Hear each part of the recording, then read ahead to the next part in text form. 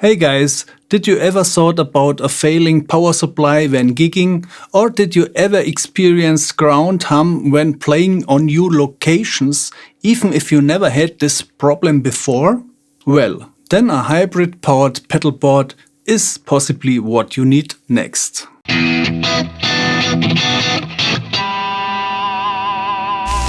As you may know from my last video, I got a new battery powered power supply.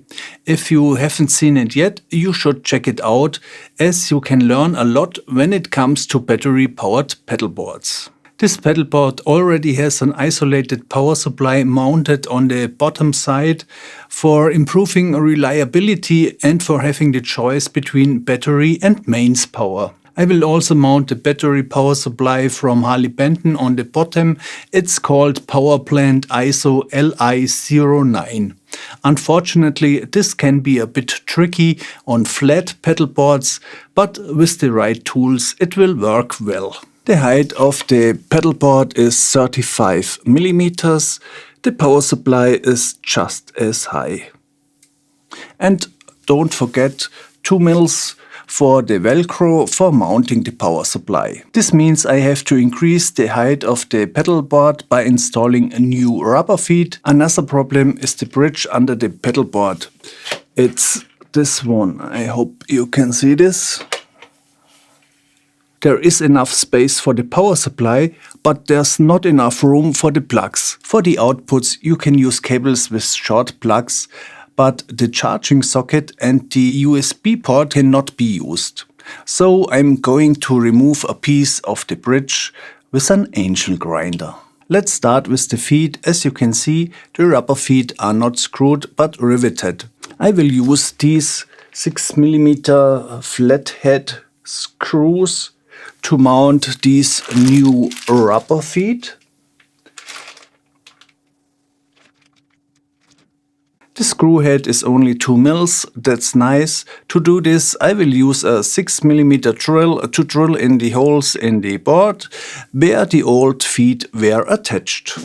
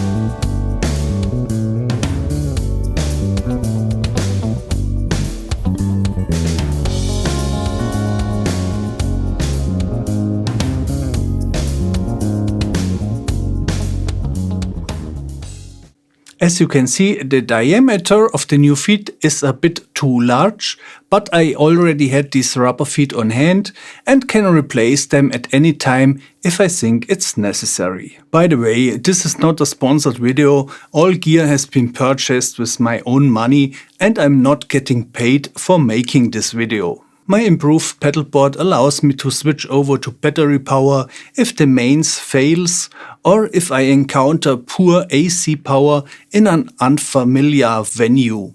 Or I will use the battery as a standard and the mains power supply as a backup.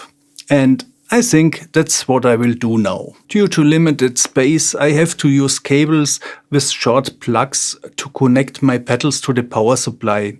Some vendors offer these flat power cables that will fit too.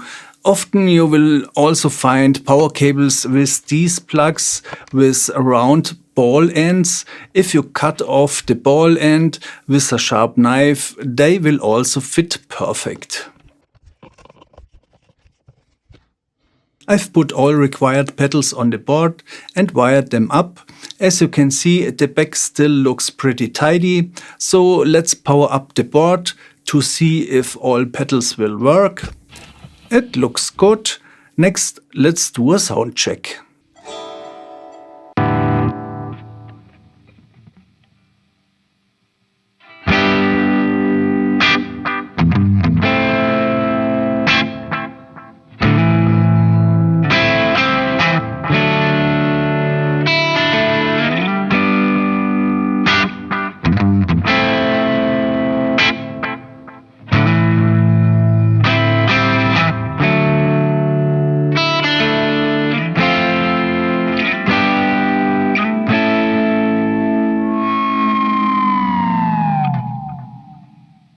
There's no digital noise or ground hum.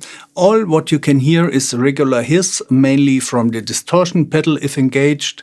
As you may have noticed, the high power output is currently not in use, so the only thing missing is a power amp in pedal format. Then I can play in the fields in front of our home or anywhere else you can think of.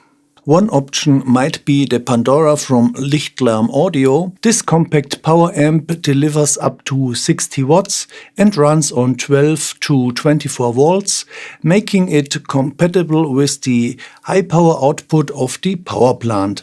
However, keep in mind that the power draw depends on your playing volume. Higher volumes will significantly reduce your battery runtime. Another alternative could be using a battery-powered FR cabinet, which gives you even more flexibility for truly mobile rigs. Please let me know in the comments what you like more, my new pedalboard setup or the sheep from the thumbnail. And while you are at it, tell me where you would love to take a battery-powered rig like this: a field, a rooftop jam, a street gig, a mountain. Thanks for watching, and I will see you next time here on RockGuitarVibes.